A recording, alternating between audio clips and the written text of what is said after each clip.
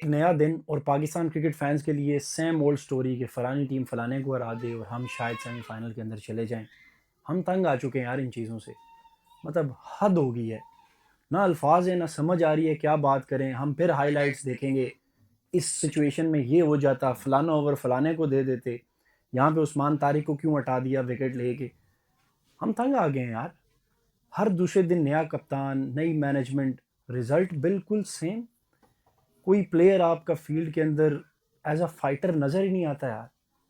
ऐसे लगता है कोई मीडियोकर से लोग हमारे कंट्री को रिप्रेजेंट कर रहे हैं क्रिकेट फील्ड के अंदर। बातें करवा लो इनसे, इनके एटीट्यूड ख़त्म नहीं होते। कभी आप पाकिस्तान प्लेयर्स के साथ कभी आपका इंटरेक्शन नहीं हुआ। I am not talking about junior cricketers, लेकिन जितने भी ये सीनियर क्रिकेटर्स हैं ये अपने आप को बहुत टॉप चीज़ समझते हैं। शर्म आनी चाहिए तुम्हें हैरी ब्रूक, ये कौन सी इनिंग्स है? कैप्टन नॉक क्या होता है सीखो तुम सलमान अली आगा से। क्या शानदार इनिंग्स खेली है सलमान अली आगा ने।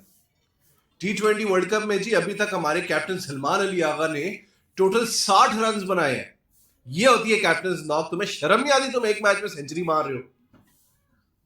उधर हमारे दूसरे किंग, दूसरे क्या वाहिद किंग भाई साहब ने कोई टोटल 91 रन मारे। एक तो भाई साहब वैसे ही 10 ओवर के बाद बैटिंग नहीं कर सकते अकॉर्डिंग टू योर कोच।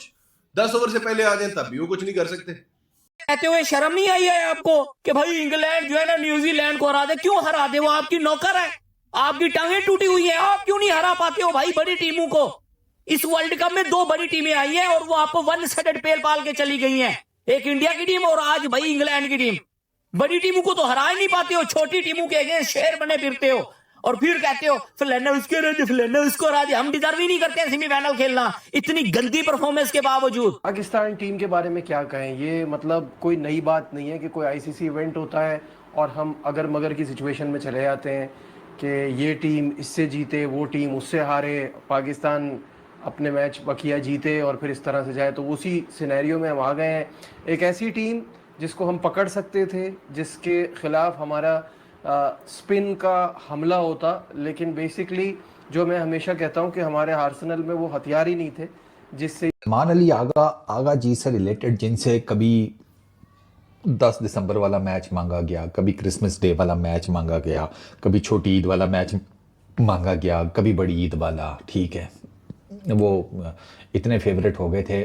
आगा जी जिसे कहते हैं कि इंडियंस भी कहते थे आगा जी होली वाला मैच दे दो, आगा जी दिवाली वाला मैच दे दो, ठीक है, आगा जी नवरात्रि वाला मैच दे दो। वहाँ भी चल रहा था।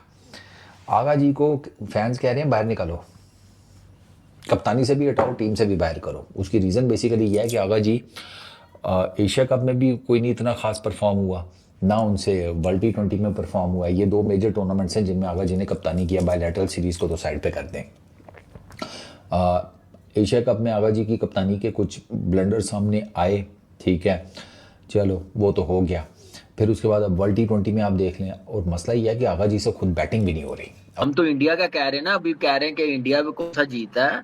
हम तो इस वर्ल्ड कप में अब ये दुआ कर रहे हैं कि क्या नाम है, इंग्लैंड सबसे मैच जीत जाए, हारे ना श्रीलंका न्यूजीलैंड से जीत जाए। ये बातें हो रही है। हमें चुप करके बैठ जाना चाहिए, अपने आप को थोड़ा सा दूसरों की तरफ नहीं लेके जाना चाहिए और अगले 3 मैच पहले देख लें, क्योंकि पाकिस्तान का श्रीलंका के साथ मैच एंड में है।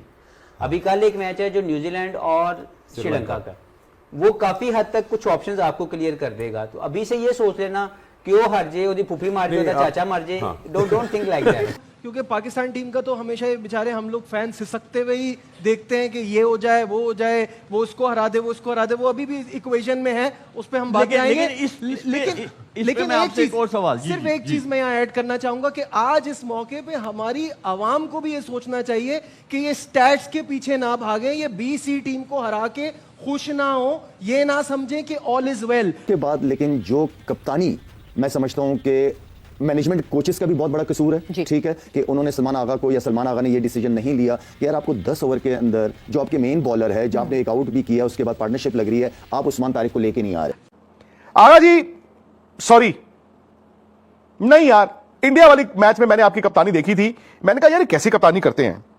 आज आपने बता दिया कि भाई मैं नहीं हूं कप्तान, या तो आप या वो माइक हसन या फिर आकिब जावेद साहब, किसी ने मुझे बोला था शायद लाहौर से लिख के भेजते, मुझे नहीं पता, नहीं आई कप्तानी। इनफैक्ट आगा जी आप बच गए, अब कैसे बचे? उस दिन जो बरसात वाले मैच में आपने टॉस जीत के पहले बैटिंग कर ली थी, मैंने उस दिन भी बोला था। मतलब उस दिन तो मेरा दिल कर रहा था यार, अगर ये हमारा कप्तान होता हम क्या करते, सिर मार देते दीवार में, या दीवार को कहते आओ सिर पे मारो।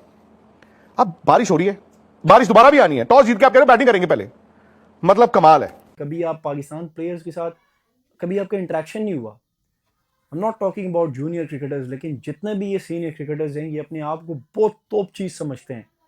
क्यों? क्योंकि हमारे पास खेल एक है और इनको पता है कि फैंस ने ब्लाइंड फॉलोइंग में अंत मचा देनी है।